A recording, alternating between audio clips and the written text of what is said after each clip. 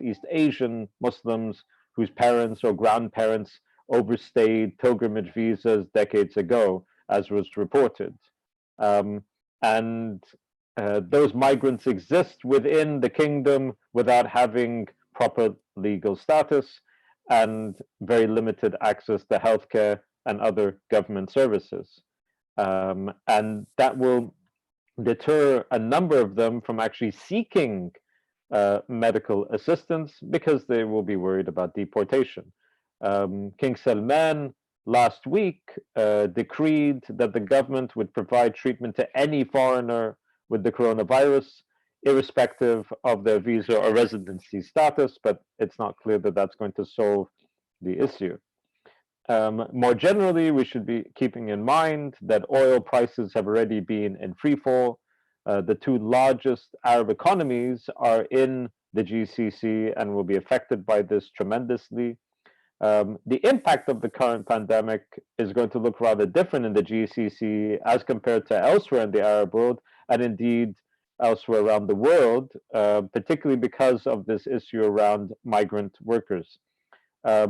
These migrant workers, these displaced workers, they're foreigners, obviously, and they're unlikely to benefit from the cash supplements that GCC governments are going to want to provide their citizens at this particular time. And as such, these foreign workers, particularly those below a certain economic threshold, may well be finding themselves wanting to return to their countries of origin as a result of lack of support where they are at present. One needs to keep in mind, most GCC countries rely heavily on expatriate workers of various degrees of expertise, and the impact of their departures on these economies is likely to be rather dramatic. We can't underestimate what that's going to look like, considering that kind of demographic situation at present. The UAE, for example, is about 80%. 80% of its population is made up of expatriates. And considering that these countries are going to have to deal with the restrictions from COVID for months, we need to assume that repatriation is going to be substantial and the impacts could be quite tremendous. And that has an outsized impact beyond the GCC because it may result in support from the GCC to countries outside of it towards countries that they back in the Arab world, for example, is going to diminish tremendously. For the near to medium term, I think the GCC is going to be looking inward, not outwards. Not part of the GCC, but on the Arabian Peninsula is the Yemen. I think we should all be very concerned about the Yemen. There was a fortunate olive branch that was declared in the last few days. The Saudis are announcing a cessation of hostilities. I'm not sure if that's actually going to hold. The Houthis have responded with their own negotiation platform. I'm not sure that the Saudis are going to actually adhere to those requests either. And the Yemen's health situation is quite abysmal at the quote unquote best of times, i.e., outside of COVID. So COVID could really hit them very, very badly. And I think we all need to be aware of that. It's a humanitarian disaster already and could be much, much worse over the coming weeks and months. When we go further west and we look at the Fertile Crescent, the situation is more diverse. The Palestinian occupied territories are already suffering the impacts of a brutal occupation, which means their health sector is already very limited. We can't expect that the Israeli authorities, especially with their own problems domestically, are going to be much help in this regard. Occupation plus pandemic isn't particularly a great combination. In Syria, the authoritarianism of the Assad regime is now one out of many things we need to be concerned about, where refugees are trying to seek sanctuary in other parts of the country. We could well find ourselves seeing the COVID pandemic having utterly disastrous effects on an already incredibly vulnerable population. The largest Arab country, Egypt, has taken a number of quite appropriate measures, and it's clear that the strategy in this regard is being led by the civilians, not by the military. The health sector is not led by the military, nor by the security establishment. It's a very technocratic sector with the health professionals taking responsibility and the lead, and they're empowered to do so. The authorities have recognized that this is a very serious situation. They're letting the health professionals take the lead accordingly, albeit with some choreographed measures that we've seen on various types of Egyptian media. The security sector is treating this like a national security issue, which is good on the one hand, because it means they're giving full support to the health sector. But it also means that anyone questioning the state can expect even less space to do so. In Egypt and across the region, one good thing going for them is that the average age is pretty low, far lower than European countries. So fewer people that are in the assumed risky categories in terms of age, not necessarily in terms of other health conditions. And the age factor partially explains what happened, regrettably, in Italy. But in all of these countries, there's a great importance to be placed on the need for coordination among state bodies. And where this doesn't happen, we could see a number of problems erupting.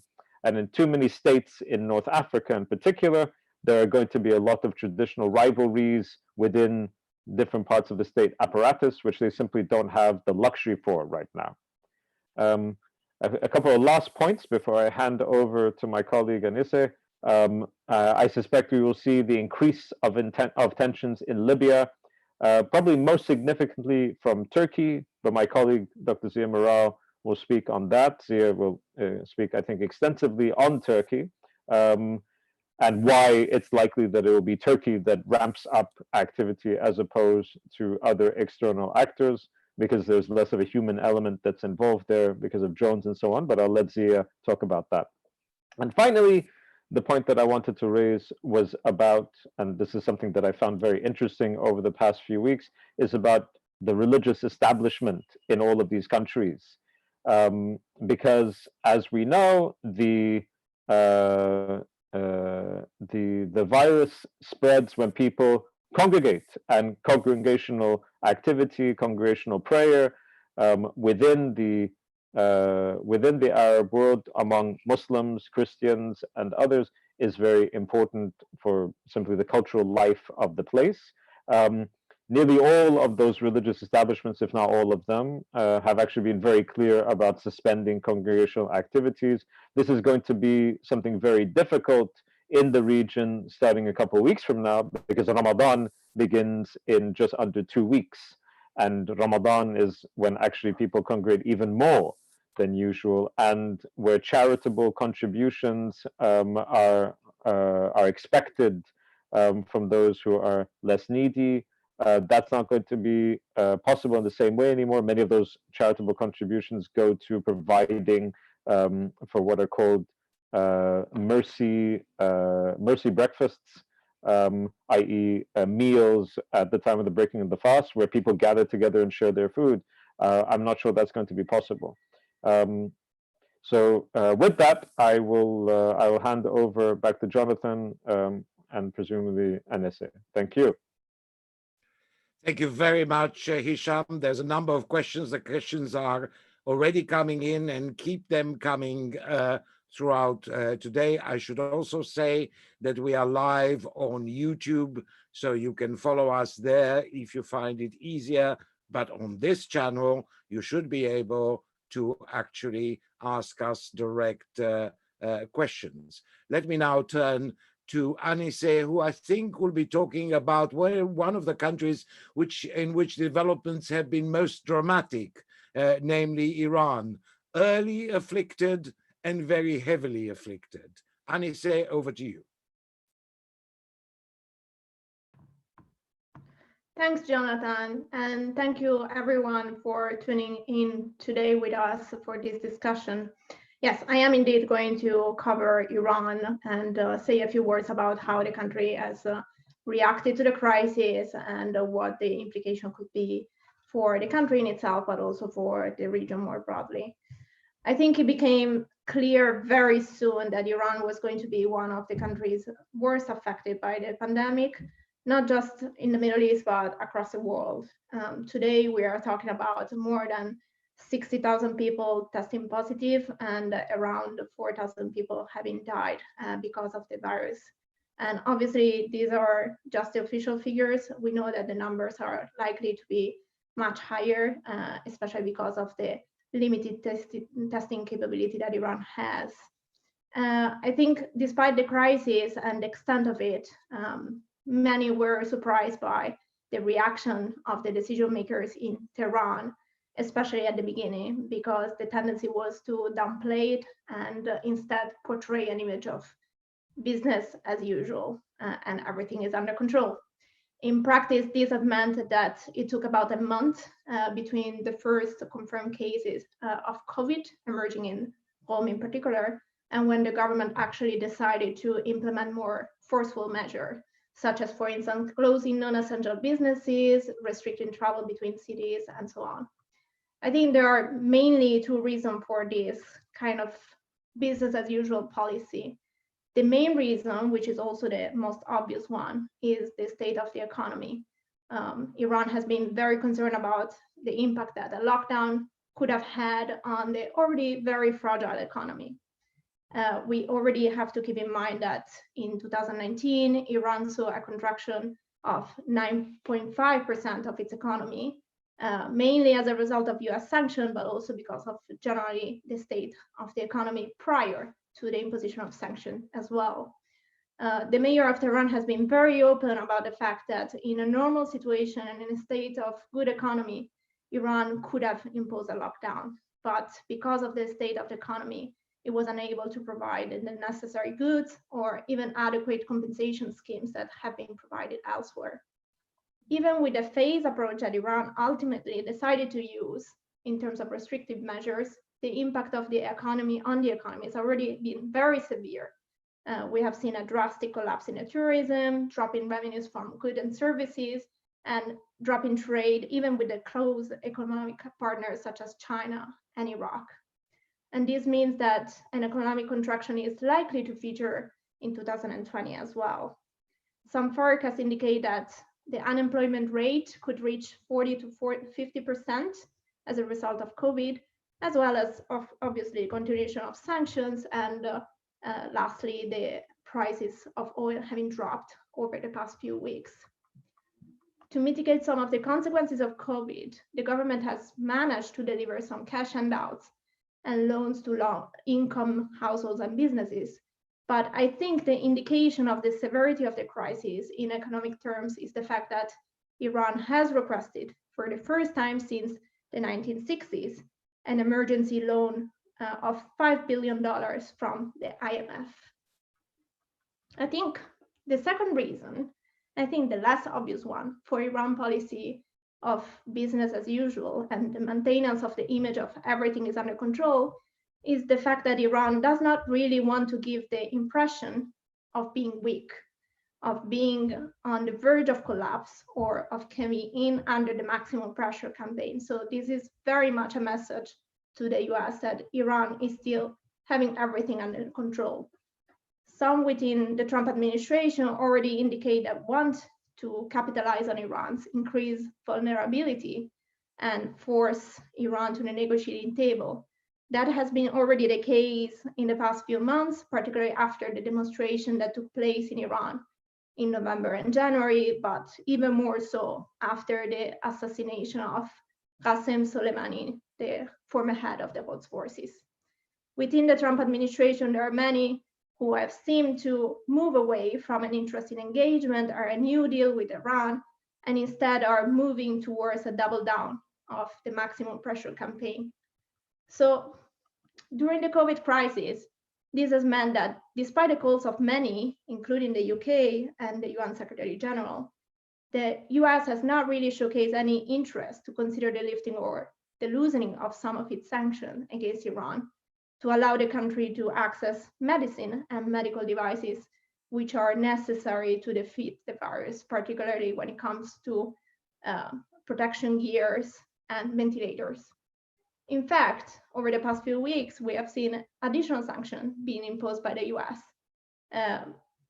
against entities and people who have been accused of fueling money to the IRGC and alimenting an already very, very high tension between Iran and the United States. I think even in the foreign policy and in the policy in the region, What Iran has been trying to do is maintain this business as usual image so far. And despite being preoccupied with the coronavirus outbreak, Iran is also made sure to continue defend and protect its national security interests abroad. I think the best example of that is Iraq, in which, despite the pandemics over the past few weeks, we have seen the visit of the head of the Supreme National Security Council, Shamkhani, and the new commander of the Quds forces as well, Ghani, to Baghdad. I think the message that came after this visit and during this visit has been very clear and highlights how Iran wants to maintain its influence on the country when it comes to the selection of the next prime minister, when it comes to influence on the economic, religious, and political front, and broadly speaking, on the future of the country. I think the developments that we have seen today with the withdrawal of the nomination of Adnan Zurfi, someone who is perceived as very close to the US in favor of Mustafa Khadimi as PM designate, is a perfect example of how Iran, during this pandemic, has managed to maintain pressure and exert its outcome through its influence and its back forces in Iraq, and therefore to have an outcome that is more favorable to its national security interests. The overarching goal for Iran in Iraq remains to push the US forces out of the country and to avenge the killing of Soleimani. And I think to achieve this goal, we have seen more and more activities from Iraq-backed militias, especially during March. We have seen a number of attacks to US interests in March, the main one taking place in Kaptaji. And we have seen 2 people from the US front and 1 British official have been killed because of this campaign. I think this all means that so far the crisis, the COVID crisis, has not really led to a reconsideration of Iran's interests and strategies in Iraq, but more broadly in the region. In fact, the pandemic might be considered as an opportunity to attack US forces with less risk of retaliation than before. And the US, in the same way, might consider COVID as representing an opportunity to try to destroy Iranian-backed militia groups in Iraq or to weaken the Iranian leaders because they are distracted with the crisis at home. And this means that really the risk of miscalculation and heightened tension is higher than before, not lower than before. If I may, just one final point on the nuclear issue, which, as we have seen prior to the COVID crisis, was really the only avenue remaining for some potential dialogue between Iran and the international community. I think this remains to be the case. As we have seen, Iran has not really reversed its decision to comply with the JCPOA and go back to full compliance. But at the same time, over the past few weeks, we haven't really seen any further steps that indicate an acceleration of its enrichment and reprocessing activities. What this means, I think, is that the nuclear issue for Iran remains the file on which there is more flexibility, and the desire to keep the door open for some sort of engagement and dialogue, especially when it comes to European parties, UK, France, and Germany. And this, at least for the time being. Obviously, there is much more to cover, but I think I will stop here, and I'm happy to expand on any of the points during the Q&A. Over to you, Jonathan. Anise, thank you very much, and thank you for highlighting this sort of curious dichotomy between, on the one hand, the internal crisis in Iran and how Iran is coping to what is a catastrophic economic situation at the moment, but at the same time, a determination to pursue Iranian strategic objectives in the Middle East in the way that the leadership wants it. Needless to say, plenty of questions coming in for you about that. But let us turn to my colleague Zia Meral, who will be looking, I think, at the role played by Turkey and more generally at the broader northern part of the Middle Eastern region. Zia?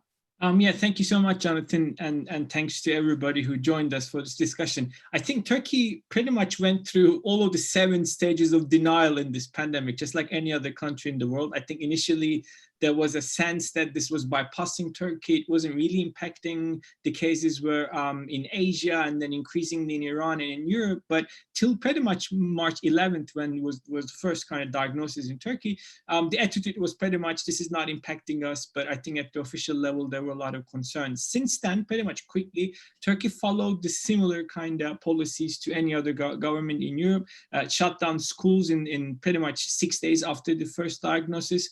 It limited the movement of elderly people older than 65, and interestingly, people younger than 18, still allowing some space for economic activity. It has shut down a lot of things, but also it has recently announced that it's investing into construction of 2 field new hospitals with 1,000 patient capacity. But as of this week, there is almost 40,000 people confirmed to have the virus, with some 1,500 of them at the ICU, and thus far a bit less than 700 people have died, which is still a bit relatively low, but Turkey still has one of the highest peaks of rate around the world in terms of the spread of the virus. And Turkey does have vulnerable populations for this. Diabetes, obesity, and smoking are really common and really high in the country. So I think that will cause complications, even though the population it favors the youthful side of the population rather than the elderly. But similarly, 4 million or so refugees who also have a lot of vulnerabilities, even though they do have access to health system.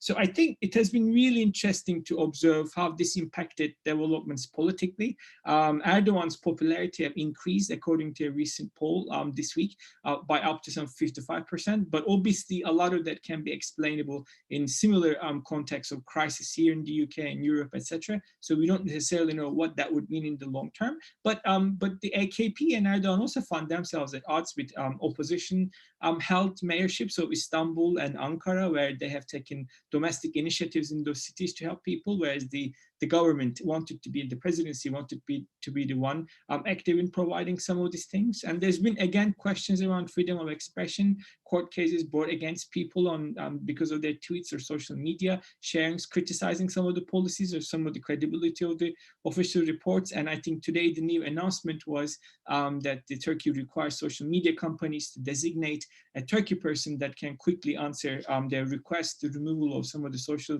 media posts. But I think overall impact of this at the moment is really complex. One, at the foreign policy level or military operations level, Turkey, as of last Sunday, ordered its troops in Syria to contain their movement, because Syria at the moment has an unknown but suspected to be a very high rate of infection across the country.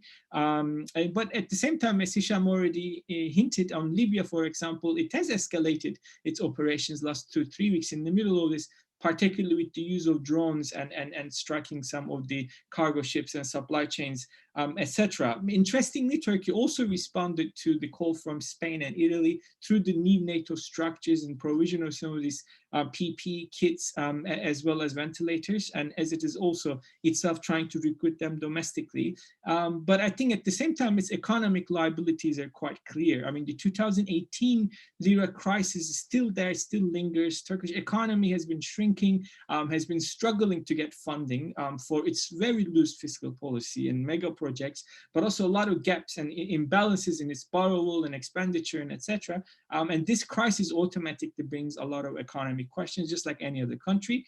Thus far, the government has followed similar policies of providing unemployment benefits directly to the individuals, freezing the businesses, from stopping them from firing their employees and etc. And there's clearly a rush to enable funding to ease the economic impact on the society. But in the long term, unlike other European countries, Turkish economy faces a lot of structural questions that would be very difficult to get funding to maintain this immediate response. There could also be opportunities for Turkey here, just like what Anise pointed out, economically, if European countries all of a sudden turn around and have a different China policy, they want to contain trade with China, etc., it might very well open new opportunities for Turkey, maybe an upgrade on the customs union with Europe to enlarge it to include different sectors of trade between Turkey and Europe might actually come in as a very positive relationship for two. And the EU could very well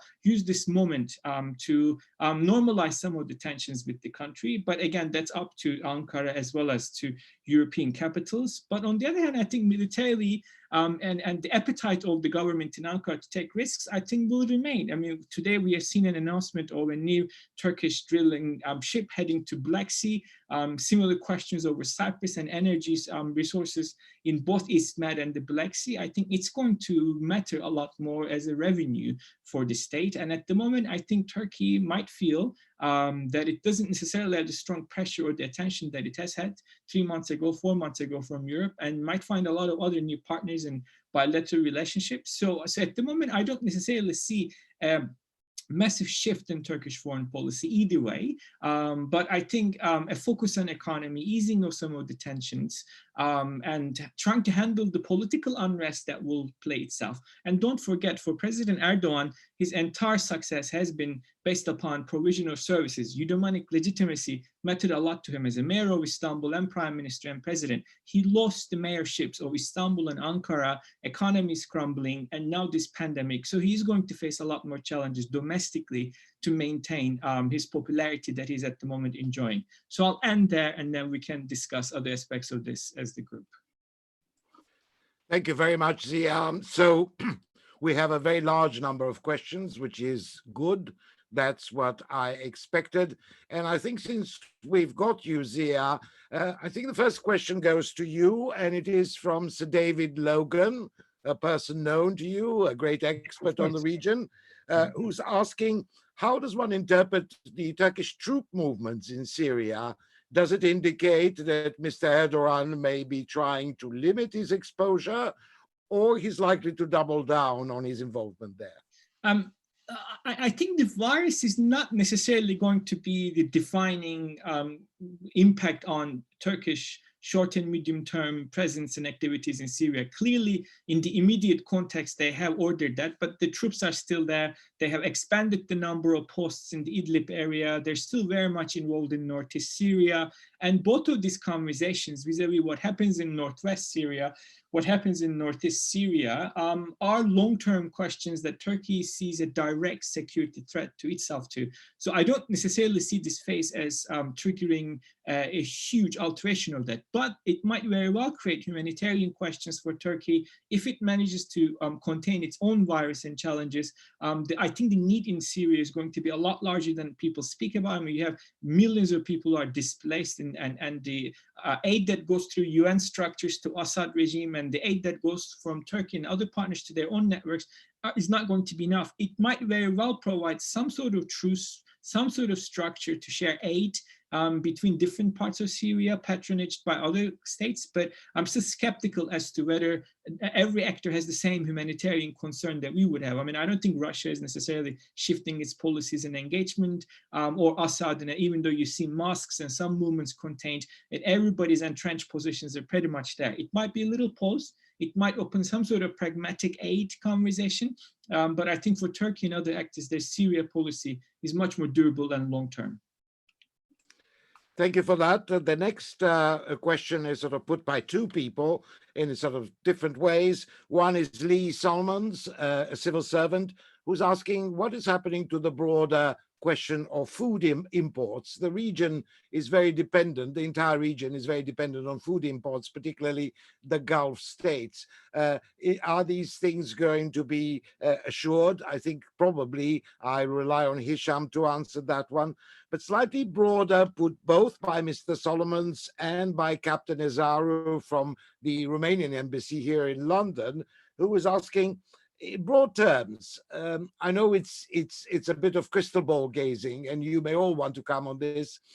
Are we believing that this epidemic could be a catalyst for peaceful change, or could it just be increasing the known and existing fundamental cleavages and tensions in the Middle East? Hisham, would you like to start? Thank you, Jonathan. And those are two very good questions. I'll tackle the second one first because it's quicker. So I don't think that we're going to see much in the way of positive change in the short to medium term arising out of this. I think it's more likely that we see probably not a massive increase in terms of those cleavages that do exist, as was mentioned. But there's a possibility of some minor increase. The big change issue that I wonder about really is in the GCC, because they're so reliant on expatriate presence within the GCC, and we could easily see a lot of people leaving as a result of the pandemic and going back to their countries of origin. And it will be difficult to replenish those numbers under these conditions with travel restrictions and so on. But that's unpredictable. I don't really know if we can gaze beyond that. When it comes to food shortages, as far as we can tell thus far, supply lines have remained relatively open. I'm not actually getting any reports of anywhere in the region having even runs on supermarkets. So the images that we've seen in the UK, for example, of supermarkets just being empty as a result of people going into panic buying. Generally speaking, I haven't really seen that within the region. I've been wondering if that would be the case, but so far supply lines seem to be fine. So that could change, obviously, because the knock-on effect of many of these things is quite intense. Jonathan, I also wanted to say something about Gaza, if I might, or would you like to continue with questions? Because I know there was a question about Gaza. Yes, there was a question by Gaza from Robert Fox of the Evening Standard. You might as well take it on now, and then I'll pass on to Anise about the regional cleavages as well. Okay, I'll make it very quick. So in terms of legal duties, Israel is the occupying power in Gaza. Gaza is still an occupied territory, and as the occupying power, they have the international legal duty to treat Palestinians on terms of the health sector as though they were their own citizens. I don't expect that to be the case, obviously. So at the moment, the response is being run by the authorities in Gaza, obviously Hamas, with support from UNRWA and the World Health Organization. There's some degree of quarantine. There's, of course, a problem about capacity under occupation and blockade. There are only 2,000 beds that are available. I've been told very helpfully by Kabu that there are 65 ventilators in use or in poor condition, and the Gaza Strip on its own needs at least 150. At the moment, it seems the containment strategy has worked. There were 13 cases, but no cases for a week. But there are very few. There are no more testing kits in the strip, so it's quite frankly impossible to know. And I should say the PA has responsibility in this regard as well, because they've tried to pile on pressure on Hamas with their own internal politics over quite some time. And part of that pressure buildup has been about the reduction of the amounts of medicines transferred to Gaza. So we should all be concerned, frankly, about the occupied territories in that regard. Thank you. Thank you. Anise, I wonder if you could sort of address the question of, is this crisis going to actually deepen the divisions that already exist in the Middle East? Thank you, Jonathan. Yes, I wanted to just adapt to what Hisham has said. I think there is a lot of expectation that this crisis might have repressed some of the grievances that emerged, especially in Iraq, Lebanon, and Iran, but also in the rest of the Middle East and North Africa, with the wave of demonstration that we have seen over the past few months. Obviously, because of the crisis, we have seen restriction in movement, and therefore we have seen no longer this demonstration taking place at the moment. But I think what I would say is that we cannot really expect the grievances to disappear. In fact, because of the severe impact on the economy of so many of these countries, but also of the tendency of some of these countries to use the crisis as a tool to increase repression or to discriminate against minorities or others that have been marginalized, we are likely to see a rising of these grievances once the crisis has been defeated all over. Thank you for that. Hisham, can I just return to you on the subject of, is it going to get worse or is it going to get better? I know it's a bit of an unfair question, but for instance, we have difficulties, internal difficulties in quite a number of these countries. And if the health services are going to be subjected to a lot of pressure, places like the Gulf, places like Jordan, for instance, or Egypt, how are they going to cope with it? I have a question from the specific question from Georgina Sinclair, who's asking precisely about how Jordan is going to cope with these situations. But in general, in terms of the internal cohesion of these countries, can they make it? So as you say, it's a bit difficult for us to predict. Jordan, incidentally, went into a complete shutdown and lockdown pretty early on, and I think that that's been a successful way for them to contain. The problem with the strategy of containment is that at some point you're going to need to open. You're going to need to open up in order for people to go to work and people to make money for their families and to eat and so on. I mean, one of the biggest problems in a country like Egypt, where poverty is quite a massive issue, is that people simply can't afford to stay at home because they live on monies that they make from day to day, and the state hasn't been able to provide them with funds in order to make up for that. And many of these people are in the informal sector, informal employment sector. So it becomes very difficult to fill in that gap because many people aren't registered. Now, having said that, the Ministry of Social Solidarity in a country like Egypt has made it clear that even if you are in the informal sector, you'll get something. But I'm not sure that's going to be sufficient. So it's very difficult. There's a bit of a range in terms of what the health service looks like in these different countries. The number of beds, for example, in Egypt as compared to the UK and the NHS, it's actually much larger, proportionally speaking, in Egypt. Of course, the type of care and the quality of care will differ tremendously, but in terms of numbers, it's actually better in Egypt than it is in the UK. But we simply don't know how they're going to be able to cope. And I think that this is why the state has taken this on as a national security issue, because even though the numbers aren't huge, yesterday in Egypt, I believe the number of deaths from COVID was recorded as 9.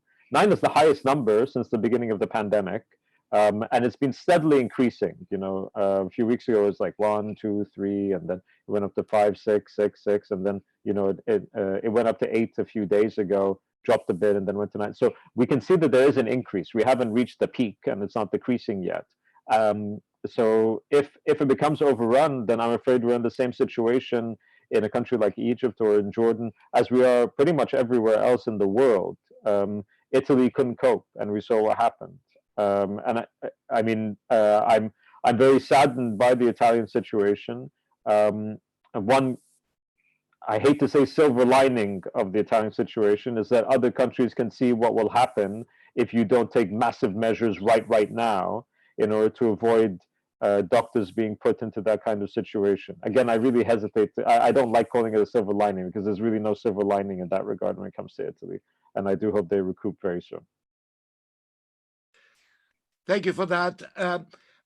Anise, I wonder if I could ask you, one of the real interesting developments in this entire humanitarian tragedy has been the fact that this provided the first transaction for the so-called special arrangement that the European states have made to try to ensure that humanitarian goods continue to go to Iran, and notwithstanding the US position on sanctions. So we had the first transactions. What do you make of it? Is it just a symbolic gesture, or is it the beginning of something different in terms of the sanctions regime? Well, I think it was definitely a welcome development. We have to remember that this has been in the cards for more than 1 year. France, Germany, and the UK have been trying to make that happen for more than 1 year. However, I think both the scale but also the type of the transaction indicate that this is still a very limited tool when it comes to alleviating the humanitarian concern that Iran has manifested when it comes to the impact of sanctions, but even more after the COVID crisis has emerged. The transaction was just of 500,000 euros, and it was about medical devices and not of medical devices directly related to COVID crisis, because again, like this mechanism was intended to alleviate some of the issues and unintended consequences of sanctions before the crisis emerged. I think, generally speaking, despite the anticipation, this mechanism will be remaining a limited tool at the disposal of the European countries. Certainly a welcome one, another one that it's coupling the Swiss humanitarian channel, but definitely when it comes to tackling the crisis at the moment, it's not something that it's going to address the immediate concern of the Iranians when it comes to having the right tools at their disposal to fighting the virus. And it's not going to be a sufficient tool when it comes also to alleviating, generally speaking, the impact of US sanctions on Iran. Because again, this is a tool just for humanitarian goods, foods, medicines, and so on and so forth. So when it comes to other goods, the mechanism cannot be used. Thank you very much for that. I should say that this question came from Angela Di Maria. Let me just turn to a question from Tobias Schreier to you as well, Anise, which is, which of the sanctions, current sanctions, are actually having the worst effect on Iran when it comes to the question of managing the health crisis? So the problem with the sanction is that, in theory, the US sanctions against Iran, they have a humanitarian exemptions. But the problem is that despite that, banking institutions and companies still remain very, very wary about engaging with Iran because of the concern about having basically a violation, an unintended violation of the US sanction, and therefore being subject to penalties, which has been the case in the past. So even before the crisis emerged, there has been a lot of discussion about how to tackle the unintended consequences of sanctions. But I think what is important right now is that there has been a very significant call, which was not present before, by parties, not just the usual suspect, but we are talking the Secretary General, the UN Secretary General, we are talking the UK, we are talking even members within Congress, about the fact that, in fact, the sanctions that have been imposed do not help Iran in tackling COVID, and there should be some leeway from the US in being flexible and find ways to either offer a letter of comfort or further clarification for companies and banking institutions to know what exactly they can export to Tehran without facing the potential consequences of sanctions. Thank you for that. A question for Hisham, I think, from Mike Gapes, a long-standing member of parliament here in the UK, which is, what will happen to migrant workers in the GCC? You mentioned the fact that there were some questions about undocumented workers and whether they could benefit from any health services, that the Saudi Arabia has tried to address them. But in general terms, I mean, in terms of the disease itself, in terms of the potential implications, where do you think we stand on the migrant workers in the GCC?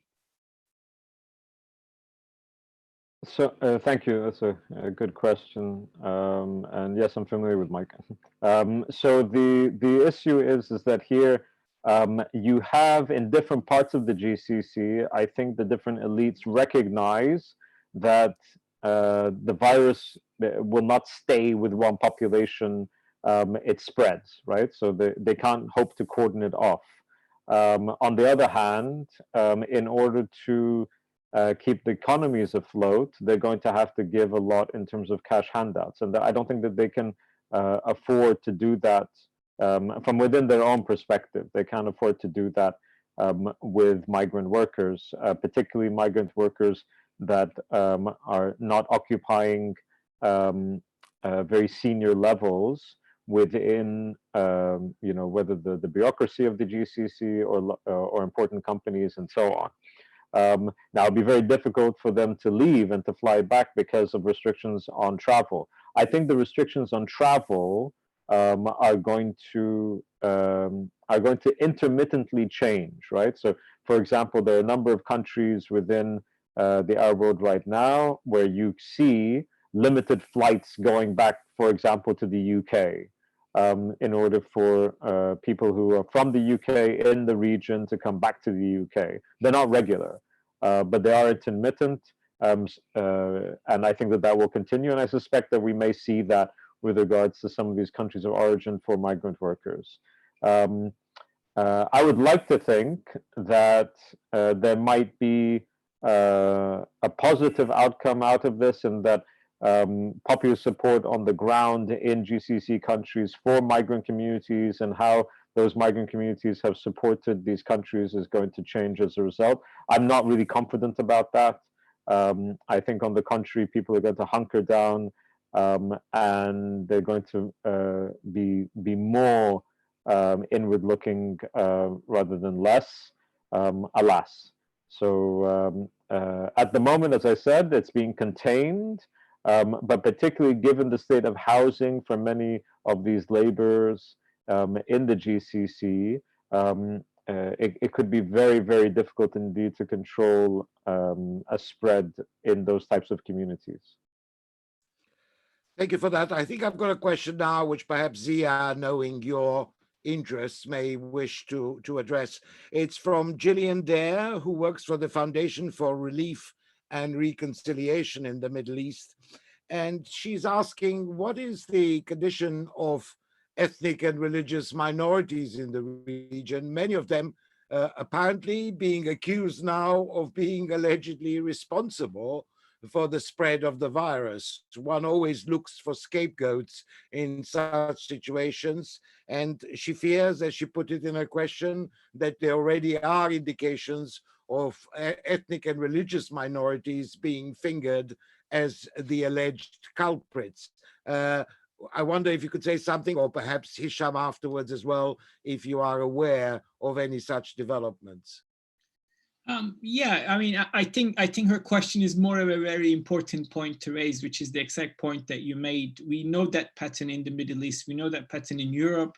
Whenever there is a crisis, the religious minority, whether it is the Jews or the Baha'is or the Christians or the converts or Zoroastrians and etc., somebody often gets the blame, or LGBTQI community members. And I think that at the moment, I'm not necessarily seeing a massive focus on it across the region. I think in different localities, you've seen reactions towards Chinese workers, people who traveled and etc., and class tensions. But I think the ultimate question in everybody's mind has been thus far their own personal security, what their states are doing. At the moment, I'm still very cautious with a lot of our inferences about the future, because this thing has been changing every week. I think, to me, a lot of the questions boils down to how long are we going to go through this phase, and how long this will stretch, and what kind of social political impact this will have. But her point is very well taken as a serious concern that we have seen before.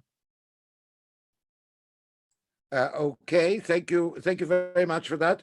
I've got a more direct question on Oman from Rowley Sword here in London, who is asking the sort of one oasis of quiet in the region. It had its own leadership change, low oil prices, troubles all around. What prospects for Oman? So I wish that I had more recent information on how COVID was actually affecting Oman. At present, I don't. So I shan't try to wing that. But as far as I know, the last time that I checked, Oman wasn't being heavily affected by this, and one hopes that they're going to escape too much of an impact, not only on their economy but their population. I should say that Oman has a much, let's say, broader history of integrating migrants into their society in a very real way. So you have that historically speaking in Oman as compared to other GCC states. So the situation in Oman with regards to impact on the labor force is probably going to be quite different. Zia, I wonder if I could ask you a question about Turkey's broader security concerns or activities. You said that the virus epidemic itself is unlikely to affect their power projection in Syria on its own. What about elsewhere, like the Horn of Africa? Similar. I mean, Turkish base in Somalia is one of the biggest deployments of any foreign troops in the country, and it's a huge territory. I think mobility is a question for all of the militaries at the moment, and operational security. Even in Turkish military bases, we have seen measurements to keep soldiers apart from each other by 2 meters or more, limiting the numbers of people who stay in the same room. A lot of militaries are adopting into these type of preventions, but I think, again, it really boils down to how long this will continue, what infection rate would be, fatalities, and how the health system would respond to this. So at the moment, I think what we see is pretty much what we see, which is desire to limit the movement of troops, desire to spread the grouping of the troops together, but not necessarily a policy change. And I think that policy change and long-term presence is really only going to be a calculation based on economic conditions, the domestic political pressure on the government, whether or not actually this main challenge will be domestic from now on. And I think between these two kind of dynamics, we're going to see an alteration or a modification of Turkish policies. But again, Horn of Africa, Syria, Libya, for example, last 2-3 weeks has seen an intensified Turkish drone strike rate and very high risk operations. But again, those are drones, they're remotely handled. So Turkey actually has the capability to be able to do the same in Syria if it feels threatened or needs to protect its soldiers. But I can't imagine Turkey launching a new operation in Syria and extending further into the territory at this stage. But again, a lot of these are weekly kind of conversations rather than a few months long forecast. We are rapidly reaching the end. So I'll have one question that probably is on the mind of many of our listeners, which is that this kind of epidemic, is it likely to provide to be a boon for terrorist organization like the so-called Islamic State, which at least in messaging terms, started by being fairly quiet about it and is now at least putting out some notices purportedly suggesting that they are now considering the weakness of the West as an opportunity to strike. Any ideas, Hisham? Would you like to start? Sure. So I think that we need to be very careful about the narratives that they're putting out, because this organization thrives on disinformation and throwing out these narratives, trying to make it seem as though they have more strategies than they have and more an impact than they have. So I personally don't see any growth in the organization as a result of this. On the contrary, frankly, it could turn out to be a reason for the organization to decrease in importance. But we shall see. It's at the moment the narratives have been very interesting, and that they at one point they were talking about how this was a punishment on different populations for having done X or Y, etc. But these are all just these are all PR strategies, and I'm not sure that we can read anything into any of this. Now we should be all very aware that of course there are vulnerabilities that are showing up all around the world as a result of COVID, and I do think people have to be aware of that. Not simply, I should say, from groups like ISIS, but also far-right supremacist groups in terms of what they're also promoting in different ways. And you see that in the United States, you see that elsewhere as well. So I think we all have to be very aware that at least on some level, this is a vulnerability that many would like to take advantage of. Thank you, Jonathan. Anise, would you like to add something to this? Yeah, just quickly that I would keep a very focused attention on what's happening, especially in Iraq, because of COVID, with the movement of the US-led counter-Daesh coalition and the withdrawal of some of them because of the COVID crisis. Some discussion about reconsidering Operation Inherent Resolve. I think if in the immediate that is not necessarily going to strengthen or boost recruitment or resources for Daesh, it could still provide an opportunity to fill a vacuum. And therefore, what happens in Iraq, especially by ISF and how the Iraqi forces will try to maintain control of the territory, given the recent developments and movement of troops, will be crucial. Thank you very much for that, Anise. And I think one question to all the panelists, and I'm afraid it will have to be the last one, put by a variety of people, including Madeleine Moon, the long-serving MP here in London, and a number of others, asking whether all the technology that is now being used to isolate people, identify infected people, the apps that Israel has pioneered in using on its own population to identify focal points of the disease, whether this entire apparatus of new technology and some old technology is likely to actually strengthen repression in the Middle East, strengthen the powers of states to control their people electronically. Zia, why don't we start with you? Look, even Turkey today launched a similar app to Israel that will keep an eye on individuals who have already been tested and confirmed as COVID-19 cases, and they'll be able to see whether you left your house and notify you if you do.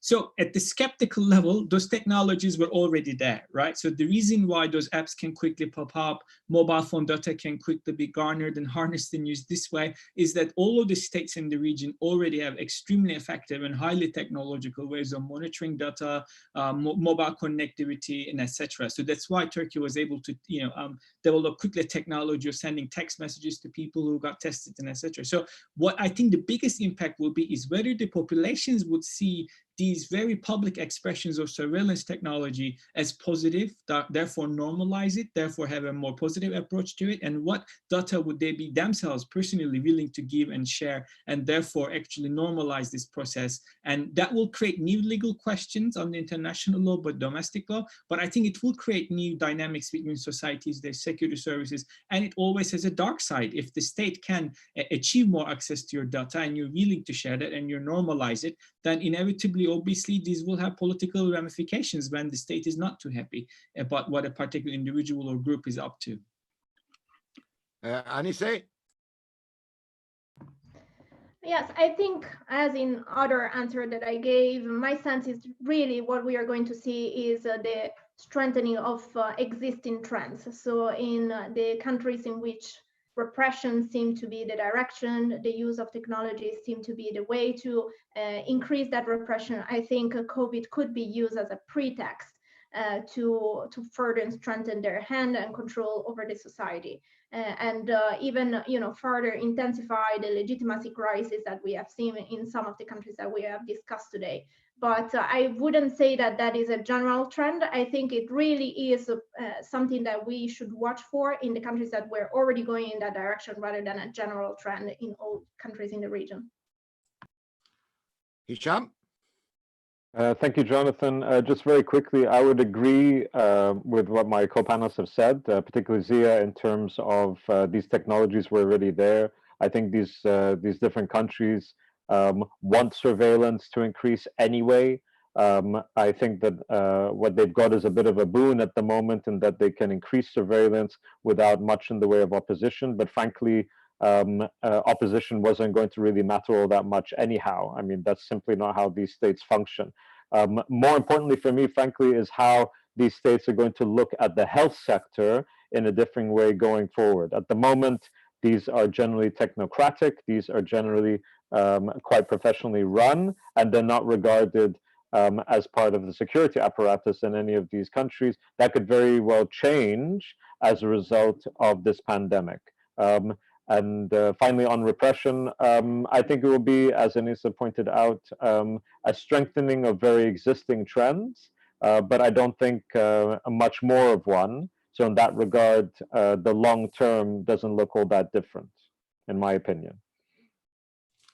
Thank you for that. As we said at the beginning, it was unlikely that we will be able to cover every aspect. And I apologize to those of our listeners who were not able to have their questions answered today. But we will return to the subject, and we will return to mapping the epidemic as it goes on every Thursday here from London. So from the heart of London, from the Royal United Services Institute, thank you to Hisham, thank you to Anise, and thank you to Zia for the presentation. And above all, thank you all for the audience for listening to us. Thank you, Jonathan.